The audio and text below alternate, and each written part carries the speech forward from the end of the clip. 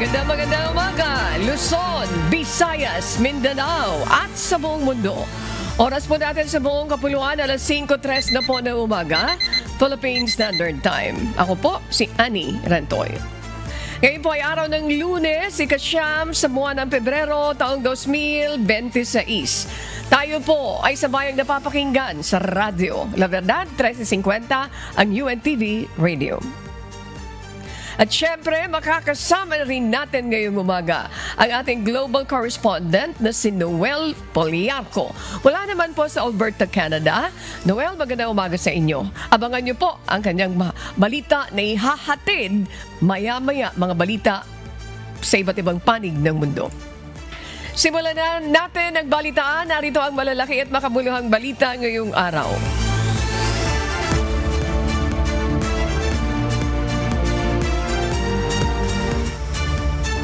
Suspendido ang klase sa ilang mga lugar sa Bicol ngayong araw ng Lunes, February 9 dahil sa epekto ng shear line. Ang buong Albay Province, suspendido ang in-person classes sa mga pampubliko at mga pribadong paaralan. Magpapatupad ang probinsya ng alternative learning modality. Suspendido rin ang klase sa mga ilang bayan sa Camarines Norte, kabilang Daet, Jose Panganiban, Labo, Mercedes, Paracali, San Lorenzo Ruiz, San Vicente, Santa Elena, Talisay at Benson. Habang sa Catanduanes, suspendido naman ang klase sa mga bayan ng Bagamanok, Baras, Karamoan, Gigmoto, Pandan at Panganiban. Nakapost sa official social media pages ng mga lokal na pamahalaan kung hanggang anong antas ang suspendido at kung magpapatupad ng alternative modalities ang mga eskwelahan. Hataw Balita ngayon! Samantala, umabot na sa 12 ang bilang ng mga nasawi matapos ang pananalasa ng bagyong Basyang sa bansa. Sa update ng Office of the Civil Defense, as of February 8, nadagdagan pa ang bilang ng mga nasawi sa pananalasa ng kalamidad. Ayon sa OCD, ilan sa mga dahilan nito ang pagkalunod at natabunan ng landslide, habang umabot rin sa nasa 132,000 na mga pamilya ang naapektuhan ng nagdaang bagyo. Kabilang na ang ilang mga lugar sa Visayas at Mindanao. Hataw Balita ngayon! Matinding ulan ang ibinagsak ng bagyong Basyang sa Northern Mindanao na naging dahilan ng matinding pagbaha sa Iligan City noong nakaraang linggo. Ayon sa Pag-asa, nahigitan ng ibinuhos na ulan ng bagyong Basyang ang 100-year return period. Ito ay 1% ng tsansa na maulit ang ganito kalakas na pagulan sa kahit anong taon. Sa kasagsagan ng bagyo, umabot ng higit 350 mm ng ulan ang bumuho sa ilang bahagi ng Northern Mindanao dahilan para umapaw ang mga ilog. Hataw Balita ngayon! Isinailalim na sa state of calamity ang Iligan City sa Lanao del Norte matapos ang matinding pananalasa ng bagyong Basyang sa lugar noong nakaraang linggo. Sa pamamagitan nito ay mapabibilis ang paglalabas ng Calamity Fund ng lungsod upang tulungan na maiayos at matugunan ang pangunahing pangangailangan ng mga residenteng naapektuhan ng kalamidad. Gayon din ang pagkukumpuni sa mga nasirang infrastruktura. Samantala, patuloy naman sa pag-aabot ng tulong ang Department of Social Welfare and Development o DSWD sa mga residente sa Iligan City. Gaya na lamang ng family food packs, hygiene kits at modular tents. Hataw Balita ngayon! Nagdulot ng malawakang pagbaha sa isla ng Catanduanes ang naranasang malakas na pagulan kahapon bunsod ng shear line. Ilang mga bahay at kalsada ang nasira habang may mga residente rin ang kinakailangang ilikas dahil sa taas ng tubig. Si Dan Hercelia, humahataw. Dahil sa malakas at tuloy-tuloy na pagbuhos ng ulan dulot ng shear line, rumagasa ang tubig baha sa ilang lugar sa lalawigan ng Catanduanes. Sa bayan ng San Miguel, nagsilikas ang mga residente maging ang kanilang mga alagang hayop matapos pasukin ng tubig ang kanilang mga bahay. Tinangay din ng malakas na agos ng baha ang 3 bangkero sa Barangay Ubo, San Miguel na agad namang na-rescue ng kawani ng Municipal Disaster Risk Reduction and Management Office ng bayan. Sa Karamuran, umabot sa mahigit 700 pamilya ang pansamantalang nanuluyan sa evacuation centers. Pinakamarami ang mga evacuee sa Barangay Sabangan matapos umapaw ang ilog at masira ang flood control dike sa lugar. Sa bayan naman ng Bagamanok, nalubog sa baha ang ilang bahay sa Barangay Kahan. Sa Biga, umapaw sa kalsada ang tubig baha dahil sa walang tigil na pag-ulan. Naitala rin ang isang insidente ng landslide sa Barangay Sagrada kaya't hindi makadaan sa kalsada ang mga sasakyan. Samantala sa bayan ng Bato, umapaw din ang tubig sa kalsada na nagdulot ng pagkaantala sa biyahe ng mga motorista. Patuloy naman ang paalala ng mga otoridad sa mga residente sa lalawigan na gawin ang ibayong pag-iingat lalo't patuloy pa rin nararanasan ang mga pag-ulan. Dan Hersalia, humahataw sa balita ngayon. Umapaw ang mga ilog at binaha ang ilang mga bayan sa lalawigan ng Camarines Norte. Bunsod pa rin ang malakas na pagulan dahil na rin sa shear line. Si Lizelle Nael, humahataw. Walang bagyo, subalit halos 2 araw na walang tigil ang pag-ulan na nararanasan sa Camarines Norte simula pa noong Sabado. Dahil dito, umapaw ang mga ilog gaya ng Basud River at Labo River. Sa video na ibinahagi ni Virgilio Abanilla Jr., halos bubong na lamang ang makikita sa isang bahay sa Poblasyon 1 sa Basud. Sa hiwalay namang post ni Zel, makikitang inilikas ng kanyang ama ang 2 bata mula sa kanilang kapitbahay matapos umabot hanggang baywang ang rumaragasang baha dahil sa pag-apaw ng sapa sa Barangay San Pascual, bayan pa rin ng Basud. Ayon naman kay Rose Ann Lorenzo, umabot hanggang dibdib ang baha sa Tuaca Elementary School dahil sa pag-apaw ng ilog sa likod ng paaralan. Umapaw rin ang spillway sa Barangay San Ramon, Basud. Sa bayan naman ng Vinsons, binaha ang Purok 3, Barangay 1 na umabot hanggang hita ang tubig. Apektado rin ang Borabod area, Poblasyon 2 at Minaugan, Calangkawan Norte. Dahil dito, lumikas ang mga apektadong pamilya sa Vinsons Elementary School kung saan namahagi ng food packs ang LGU ng Vinsons. Sa bayan naman ng Labo, binahari ng Purok 1 Barangay Bautista bunsod ng pagtaas ang tubig sa ilog. Sa video na kuha ni Mary Ann Refulgente, makikitang naantala ang biyahe sa Maharlika Highway, Barangay Dagit matapos bumaha ang kalsada at may stranded ng ilang oras ang mga biyahero. Nagmistula ring ilog ang kalsada sa harap ng bahay ni Grace Paz sa Nabuongan, Barangay Dagit, Labo dahil sa tuloy-tuloy na mga pag-ulan. Samantala, nagsuspindi ng klase ngayong araw ang mga lokal na pamahalaan ng 12 bayan sa Camarines Norte. Lizelle Nael, humahataw sa balita ngayon. Samantala, puspusa na ang pagsasaayos naman ng Department of Public Works and Highways at DPWH sa lubak-lubak na kalsada sa Manila North Road sa Apalit, Pampanga. Sa mga video na ibinahagi ng DPWH Regional Office 3, nalatagan na ng bakal ang kalsada para sa gagawing pagsisemento. Ininspeksyon ni Public Works and Highways Secretary Vince Dizon ang naturang kalsada noong January 23 ngayong taon. Inaasa matatapos naman ito sa loob ng 3 hanggang 4 na buwan. Hataw Balita ngayon. Nagpadala ng show cause order ang Land Transportation Franchising and Regulatory Board o LTFRB laban sa karagdagang 29 na public utility vehicle terminal sa bansa. Bukod pa ito sa naunang 87 mula naman sa 155 PUV terminals na ininspeksyon ng mga otoridad.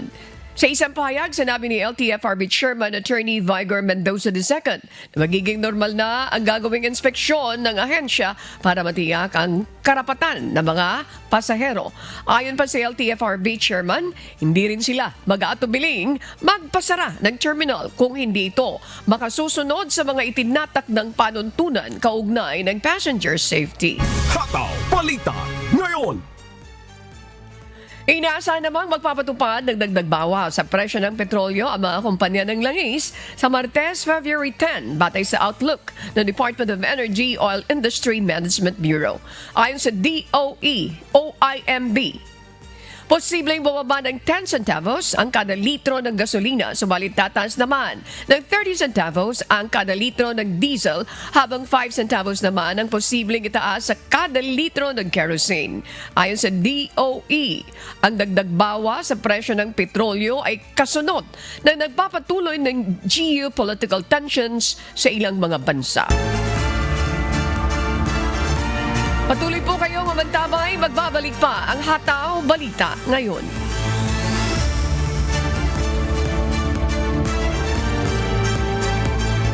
Oras po natin sa buong kapuluan na 5:19 na po ng umaga at sa pagpapatuloy ng Hataw Balita ngayon.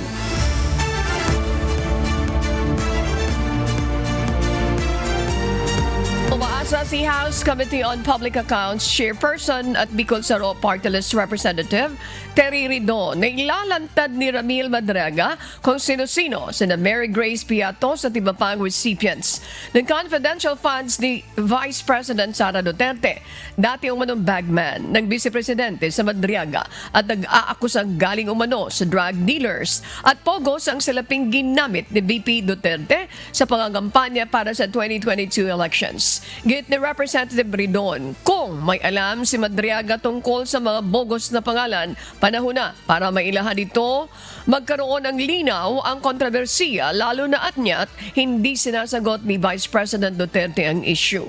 Handa naman umanong humarap si Madriaga sa gagawing investigasyon kung ipatatawag siya sa Kongreso, Senado o maging sa Office of the Ombudsman. Alam niya, no, kasi nag-aral naman ng abogasya yan. Alam niya the fact na nag-execute siya ng affidavit, pwede siyang ipatawag sa Kongreso, sa Senado, or sa Ombudsman. So, yung willingness niya, yes. Basta makareceive siya ng subpoena or patawag, mag-a-appear po siya. Hataw Balita ngayon. Pumanaw na noong Biyernes, February 6, ang nakababatang kapatid ni dating Pangulong Rodrigo Roa Duterte na si Benjamin Bong Duterte sa edad na 71, ilang beses ding nakadalaw sa detention facility ng International Criminal Court si Bong Duterte upang bisitahin ang dating Pangulo at mabigyan ng update sa kalagayan nito. Noong Sabado, naglabas na opisyal na pahayag si Vice President Sara Duterte kung saan nagpasalamat ito sa mga nakirama sa kanilang pamilya. Ayon kay VP Sara, si Bong Duterte ang nakatulong sa kanila noong 2025 para sa pangangampanya sa national and local elections. Hataw Balita ngayon. Pinalawig pa ng Bureau of Customs hanggang ngayong araw, February 9, ang public viewing ng iba pang mga luxury vehicles na nakumpiska sa mag-asawang Diskaya. Gayon din sa dalawa pang Bugatti Chiron na dati nang nakumpiska ng BOC. Kalinsabay nito, palalawigin din ang pagpapasa ng documentary requirements for participation para sa bidding ng mga mamahaling sasakyan. Ayon sa BOC, layo nito na bigyan pa ng panahon ang mga interesadong bidder para inspeksyonin ang mga unit at kumpletuhin ang requirements. Inaasahan sa February 11, araw ng Miyerkules, isasagawa ng BOC ang bidding ng mga mamahaling sasakyan. Hataw Balita ngayon. Binansagan ni Senator Panfilo Lacson na homegrown traitors ang mga Pilipinong handa umanong ibenta ang Pilipinas kapalit ng pansariling pakinabang. Kaugnay ito ng mungkahi ni Senator Rodante Marcoleta na isuko ng Pilipinas Kalayaan Group of Islands kasabay ng isinasagawang pagdinig ng Commission on Appointments noong Biyernes. Paliwanag ni Lacson, pangkaraniwang pinanggagalingan ng impormasyon sa geopolitics sa mga ganitong technical intelligence at traidor mula sa sariling bansa. Sa ilang dekadang paglilingkod, partikular na sa intelligence work, sinabi ni Senator Ping na tinatawag nila ito sa intelligence operations na recruitment in place. Binigyan diin ito na ang pagsuko sa Kalayaan Islands ay walang pagkakaiba sa pagsuko ng Luzon Island o sa kabuuang bansa. Hataw Balita ngayon.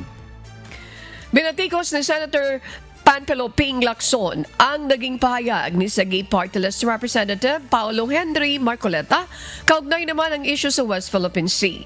Tinawag ni Senator Lacson na wala sa lugar ang naging pahayag ng kongresista na ad hominem o personal na pag-atake sa opisyal ng gobyerno at mga senador. Sa naunang pahayag ni Congressman Marcoleta sa kanyang Facebook page noong February 6, sinabi nitong dapat ihilera sa harap ng bakbakan ang spokesperson ng Philippine Coast Guard sakaling girahin ng China ang Pilipinas. Dapat din anya ang mga umano'y mayayabang na senador ang unang lumusob o kaya ay ibala sa kanyon. Hataw Balita ngayon.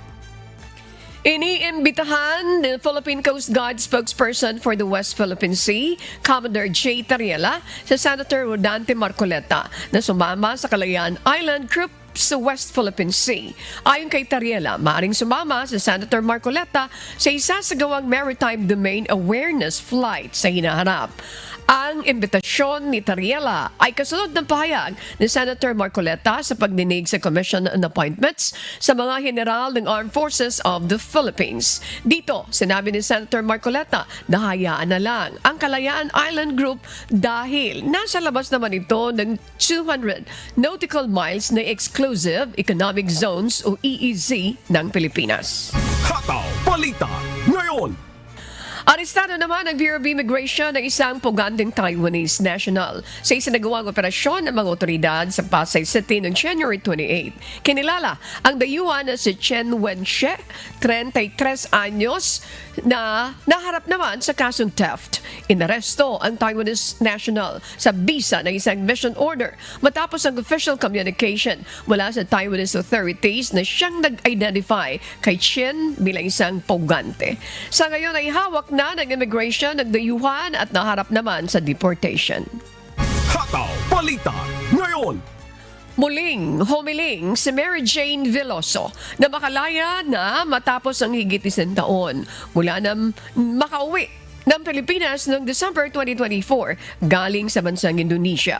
Sa 2 pahinang sulat o open letter na idinaan ni Mary Jane Veloso ang muling pakiusap na sana ay makalaya na mula sa ilang taong pagkakakulong.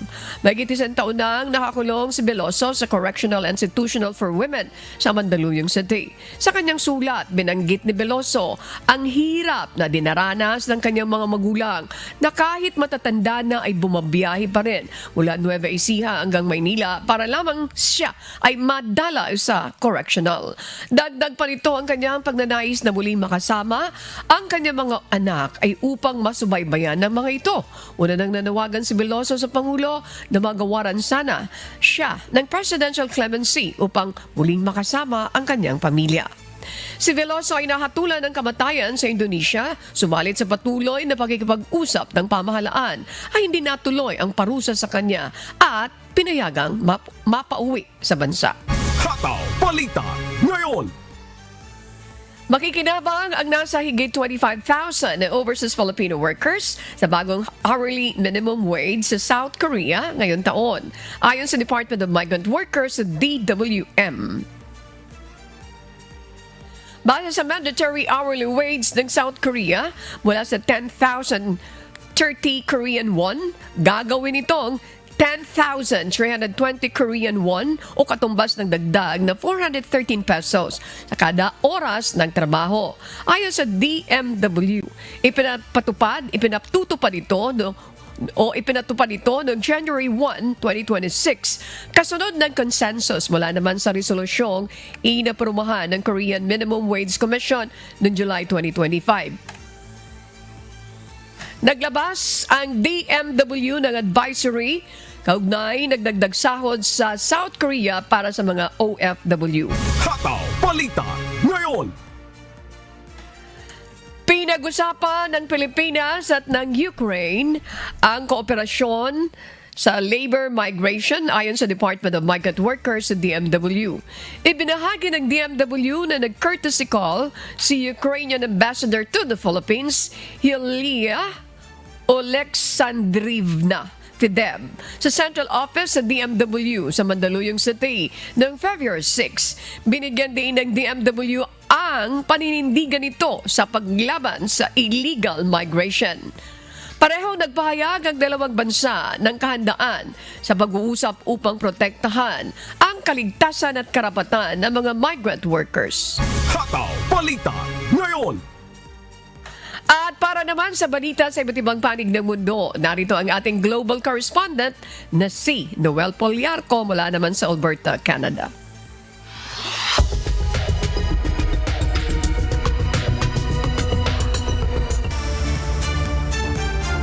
Yes, magandang araw sa iyo, Ani, at sa ating mga kasangbahay. Idineklara ng New South Wales State Government na isang major event ang state visit ni Israel President Isaac Herzog. Nagbibigay ito ng karagdagang kapangyarihan sa pulisya, partikular sa pagsasagawa ng mga protesta. Subalit, tinutulan ng mga protesters. Narito ang humahataw na balita ni Danny Delieva. Nakatakdang dumating ngayong umaga sa New South Wales, Australia, si Israeli President Isaac Herzog upang makiramay sa mga biktima ng Bondi Beach shooting noong December 14, 2025. Ngunit marami ang tutol sa pagbisita ng Israeli President dahil sa umunoy pagsuporta nito sa genocide. Matindi ring kinukundina ang paglagdapan nito sa bomba na ginamit sa pag-atake. Kaya marami ang nagbabalak sumama sa pagsasagawa ng protesta sa Sydney at iba't ibang lungsod sa bansa. Bilang paghahanda, hinimok ni NSW Premier Chris Minns ang mga kababayan na iwasan ang Sydney Central Business District o CBD at manatiling kalmado. It's very important that people remain calm and act respectfully during this visit and over the coming days. There is an obligation on the New South Wales government, and I think everybody, to protect mourners, the president of another country, protesters, as well as regular Sydney-siders who will just be going about their daily life on a busy Monday afternoon. It's really important that there's no clashes or violence on the streets in Sydney. Idiniklara ng NSW government na isang major event ang pagdating ng Israeli leader kung saan binibigyan ng special powers ang pulisya patungkol sa pagkontrol ng mga protesta.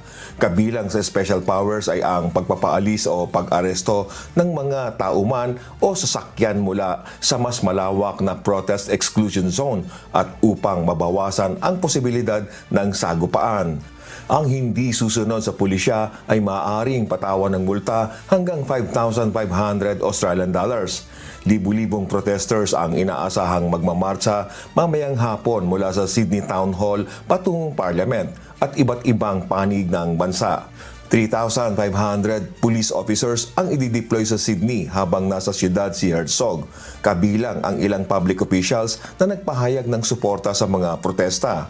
In my view, Australia should not be welcoming the head of a state engaged in an ongoing genocide, and certainly not one who personally signed a bomb used in that genocide, indicating a total lack of regard for international law and human life. Kaya nagsampa kahapon ang Palestine Action Group o PAG ng late submission upang pigilin ang deklarasyon ng major event. Nakatakda itong pag-aralan ng NSW Supreme Court sa pagdinig ngayong araw. Danny Delieva, humahataw sa balita ngayon.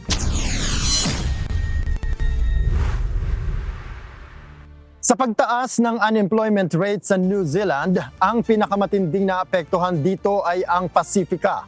Ang tinutukoy na Pasifika ay ang grupo ng mga mamamayan sa New Zealand na may Pacific Island heritage. Ito ang humahataw na balita ni Early Briones.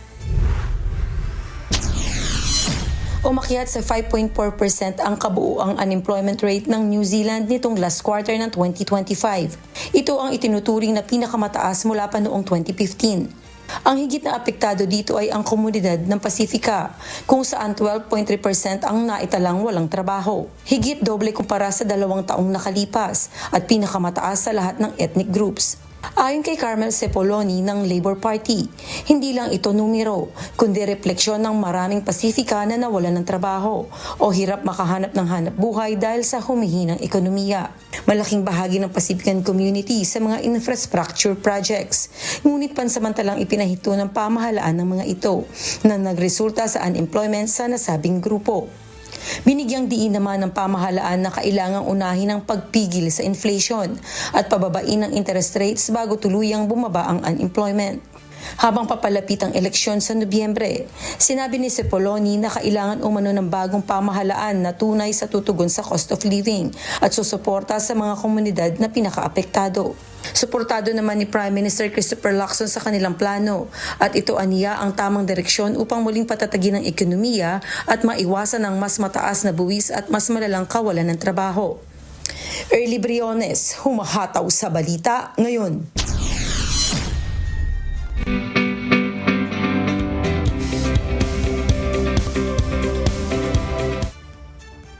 Magsasagawa ng financial literacy briefing para sa Filipino-Canadians at OFW sa Ottawa, Canada.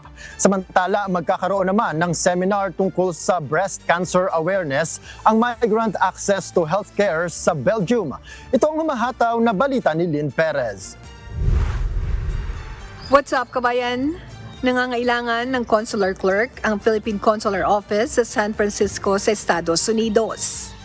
Ilan sa qualifications ay dapat US citizen or permanent resident o may valid employment authorization, fluent sa English at Filipino, college graduate, highly organized at iba pa.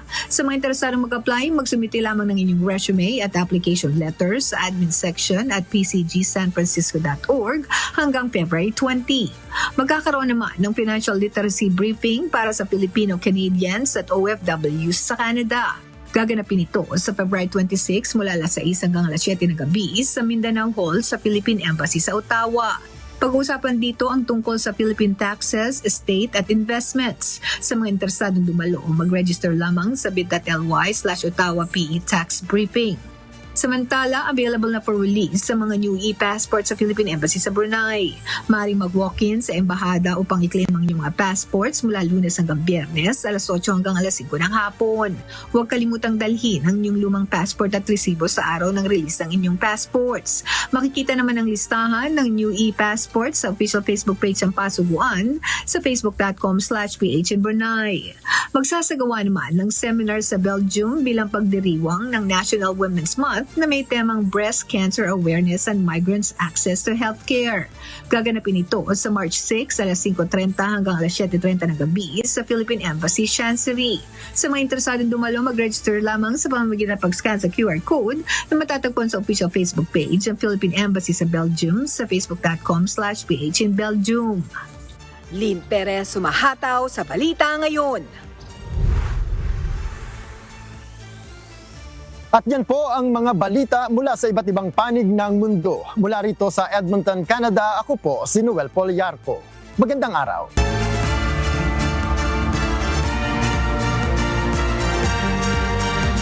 Maraming salamat, Noel Poliarco. Samantala, patuloy po kayong umantabay, magbabalik pa ang Hataw Balita ngayon.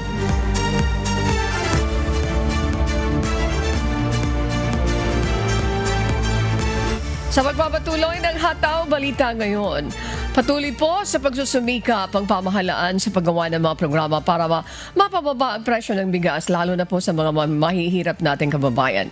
Gayunpaman, nananatili pa ring hamon ang mataas na presyo ng bigas sa merkado. Ngayong umaga ay muli natin makakausap sa linya ng telepono ang tagapagsalita ng Department of Agriculture na walang iba kundi si Assistant Secretary Arnel de Mesa para pag-usapan po ang presyo ng bigas. Magandang umaga po sa inyo, Asek. Salamat po sa pagpapaunlak sa aming panayam ngayong umaga. Maraming salamat. Magandang umaga po. Yes po. Good morning, Miss Annie. Magandang umaga po. Magandang umaga po sa lahat ng taga-subaybay. Maraming salamat, Asek. Asek, kumusta na po ngayon ang presyo ng bigas sa merkado? Mataas pa rin po ba? Miss Annie? Yes, nakuha niyo po yung first question ko. Kumusta yung presyo ng bigas sa ngayon sa merkado? Mataas pa rin po ba? Yes, Miss Annie. Ganito po. Yung presyo po ng bigas sa merkado, yung ito pong sa atin sa regular milled rice, ang base po sa huling monitoring natin, yung pinakamababa ay nasa 38 at yung pinakamahal naman po ay 47 at yung prevailing po ay nasa 40 pesos. Kaparehas pa rin po ito ng mga huling na monitor natin. Yung sa well-milled naman ay ang mababa ay 40, ang mahal po ay 54 at yung prevailing po ay 45 pesos. So kagaya po ng regular, ito po ay nandun pa rin po sa presyo na monitoring natin ng mga huling buwan at linggo. Yung sa imported po na regular milled ay nasa 42 pesos yung prevailing. Mas mahal po ito ng 2 piso doon sa regular natin na 40 pesos. At yung well milled naman po ay nasa 44 pesos. 45, sorry. So hindi rin po ito nalalayo doon sa ating mga nakikita na presyo. Ang medyo mahal po ngayon yung premium imported 5% broken. Ito po ay nasa prevailing niya ay 58, ang pinakamura ay 44 at ang pinakamahal ay 62 pesos na namomonitor po natin. So ito po yung nakikita natin na nagmamahal talaga sa ngayon. Pero yung regular at well-milled rice na kadalasan ay nasa merkado, ito naman po ay stable ang presyo, Ms. Annie. Okay. Meron tayong nababasa po, ASEC, please help us understand this. Yung pong peso has weakened at binabanggit nila na since tayo po yung top world's rice importer, weaker peso makes buying rice from abroad much more expensive. So ibig sabihin, tama po ba ito? Pwedeng attributable dito yung pagtaas ng presyo? And at the same time, may binabanggit din yung local production that does not meet the total national demand. So kung yun po ang dahilan, pwede nyo pong ma-explain ito para at least mas lalong maintindihan ng ating mga kababayan po. Minsan hindi lang naman ang peso-dollar exchange rate ang tanging dahilan. Bagamat isa yan sa mga factor na magiging magdudulot ng pagbaba o pagtaas ng presyo ng anumang imported na bilhin. Hindi lang po ang bigas. Basta po galing sa ibang bansa at may paggalaw ang piso o dolyar, ay meron po yung epekto. Ngayon po, ang ibang epekto yung presyo. Ang pinakamalaking epekto po yung presyo sa daigdigang pamilihan o world market. At nakikita naman po natin na yung presyo sa world market ay hindi ganun kamahalan. In fact, yung huling Disyembre ay nasa $380 per metric ton. At yan po ay mas mababa kumpara do sa same period last year o kabilang period. Plus yung January ay hindi rin naman po mataas yung presyo sa international market. Ang iba pa pong nakaka-apekto, of course, yung shipping fee, ay yung bayad sa pagdadala rito ng anumang produkto kasama na ang bigas. At kung titingnan po natin itong mga factors na ito, tutusin po ay hindi dapat ganun kamahal ang presyo ng bigas. Plus yung volume po ng bigas din na dumarating sa ating bansa ay halos kagaya ng period ng 2025 nitong January 2026. So lahat po to ay tinitingnan ng ating kagawaran. Kung merong pagtaas kasi kagaya po ng nabanggit ko, yung regular at well-milled ay halos hindi naman gumagalaw ang presyo for both the local at saka yung imported na bigas. Ito lang pong premium imported na klase ng bigas. Yun yung medyo mataas po sa ngayon, Ms. Annie. Okay. Pag sinabi mong premium imported po, ASEC, what is this? Ano po ito?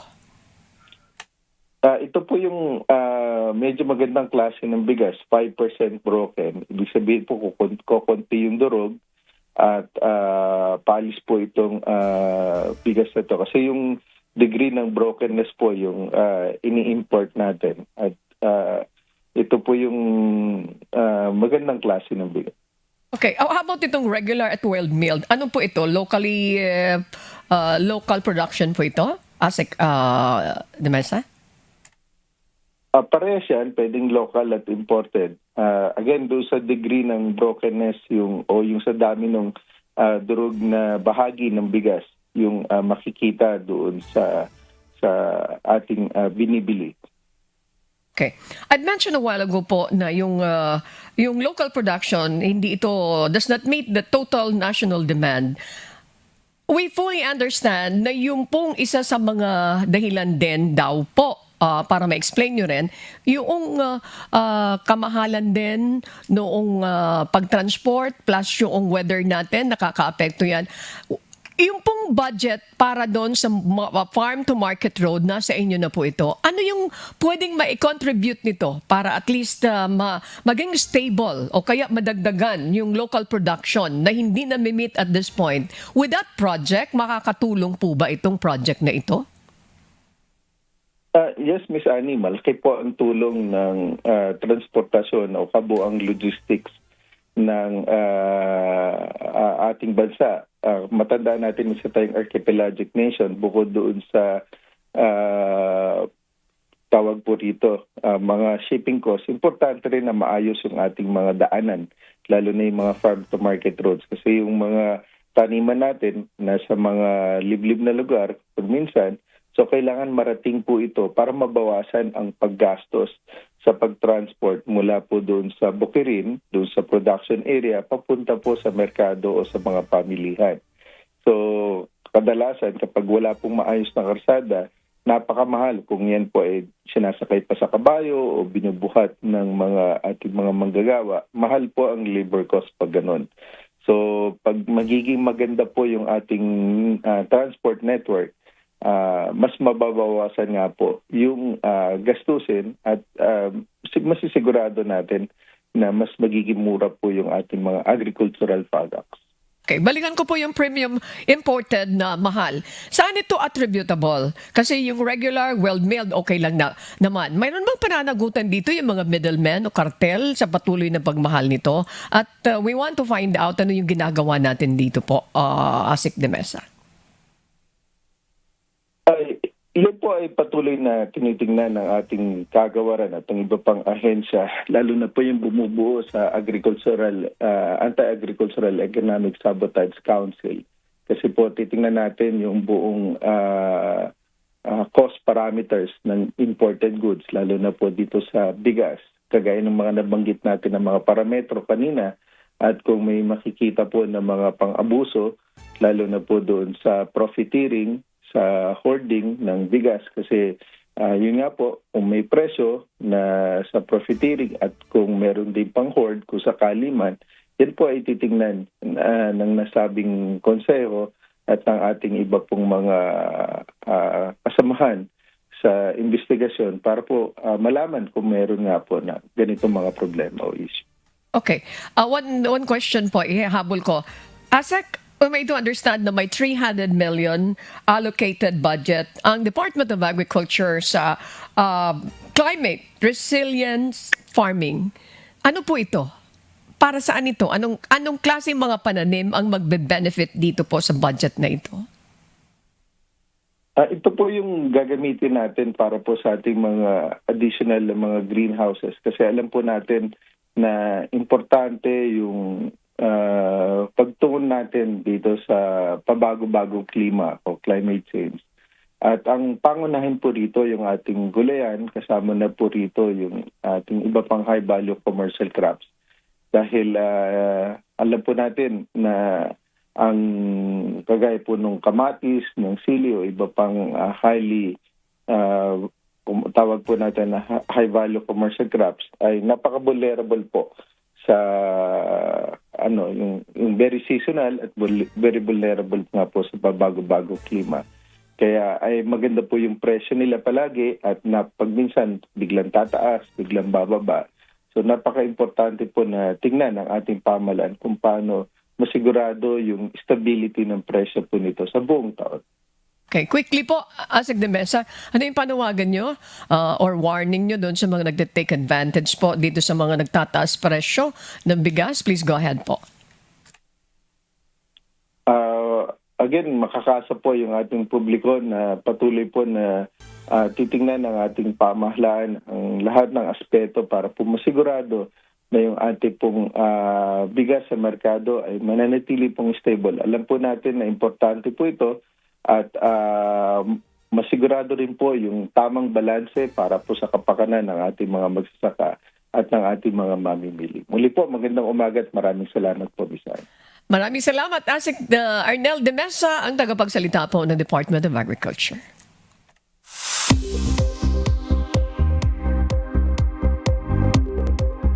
At para naman sa ating weather update, patuloy pa rin po nakakaapekto sa bansa ang shearline at amihan. Ayon sa Pag-asa, bagaman walang bagong low pressure na namamonitor sa ngayon, asahan pa rin po ang makulimlim at kalat-kalat na mga pagulan dahil sa umiiral na weather systems. At para alamin ang latest sa lagay ng panahon, narito po si Alzar Aurelio, weather specialist ng Pag-asa o DOST Pag-asa. Magandang umaga sa ating lahat. Narito ang weather update sa araw ng Lunes, February 9, 2026. Dahil sa shearline, nakakaranas po tayo ng maulap na kalangitan at may mga pag-ulan sa malaking bahagi ng Bicol Region at kasama rin ang Visayas. Samantala, yung amihan ay nakakapekto sa malaking bahagi ng Luzon. Kaya kaninang madaling araw, nakaranas tayo ng malamig na panahon, lalo na po dito sa Metro Manila. Sa lukuyan ay wala pong LPA o bagyo sa dagat Pasipiko, lalong-lalo na sa loob ng ating Philippine Area of Responsibility. Itong shearline ay inaasahan na makakapekto pa rin sa Luzon at Visayas bukas at sa Miyerkules. At yung amihan ay patuloy pa rin makakaapekto sa malaking bahagi ng Luzon kasama ang Metro Manila. At sa lagay na panahon ngayong araw, halos buong Luzon ay makakaranas ng maulap na kalangitan. Asahan ang mga mahihinang hanggang sa tamtamang pagulan sa Cagayan Valley, Aurora at Quezon. Maraming ulan ang inaasahan sa malaking bahagi ng Bicol Region, lalo-lalo na sa Albay, Sorsogon at Catanduanes. Sa lalabing o sa Metro Manila, fair weather po tayo. Ibig sabihin ay bahagyang maulap hanggang sa maulap ang kalangitan. Pero may tsansa pa rin ng mga isolated na mga pag-ulan. Ang agwat ng temperatura sa Metro Manila ay 24 hanggang 27 degrees Celsius. Sa mga nagtatanong kung gaano kalamig ang panahon doon sa Baguio City, ang agwat ng temperatura ngayong araw inaasahan po natin nasa 15 hanggang 24 degrees Celsius. Sa Tagaytay, 22 hanggang 27 degrees Celsius.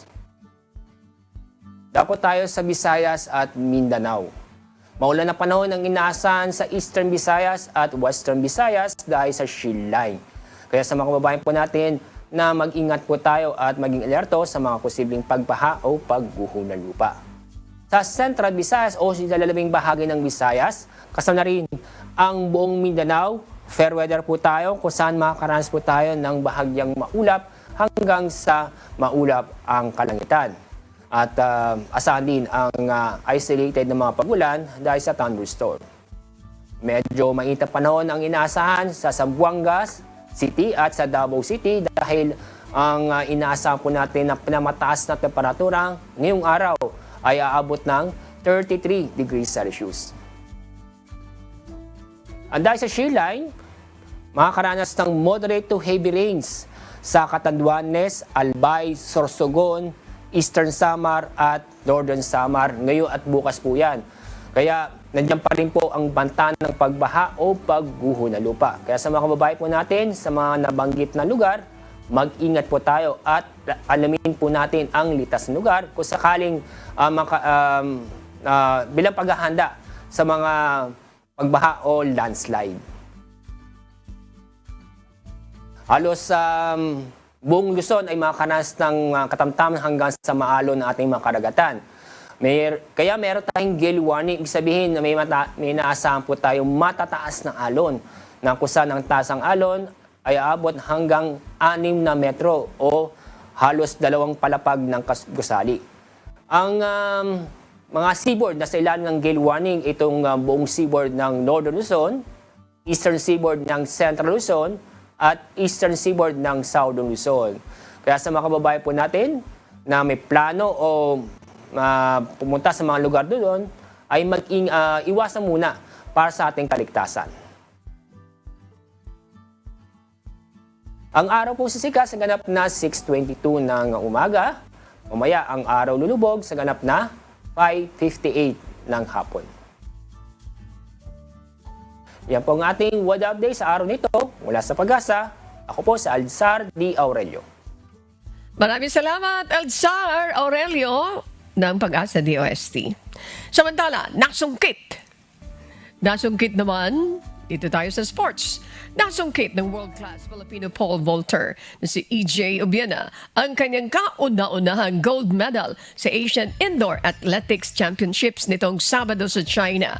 Nalagpasan niya ang 5.70 meters na taas ng crossbar sa unang attempt para magwagi naman sa kompetisyon.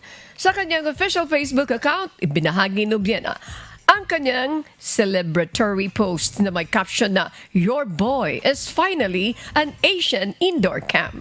Babalik naman si Obiena sa Germany para sa isang pole vault competition.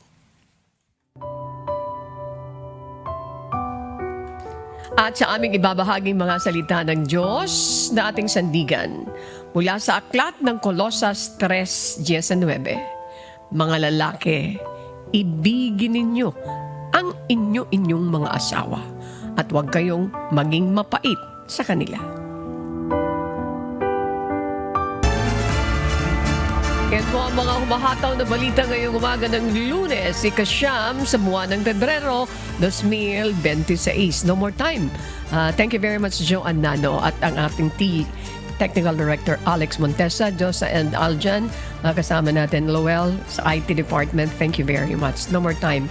Sa ngalan po ng lahat ng bumubuo ng UNTV News and Rescue, UNTV, Radyo La Verdad 1350 at ng ating mga correspondent mula sa Pilipinas at sa iba't ibang panig ng mundo.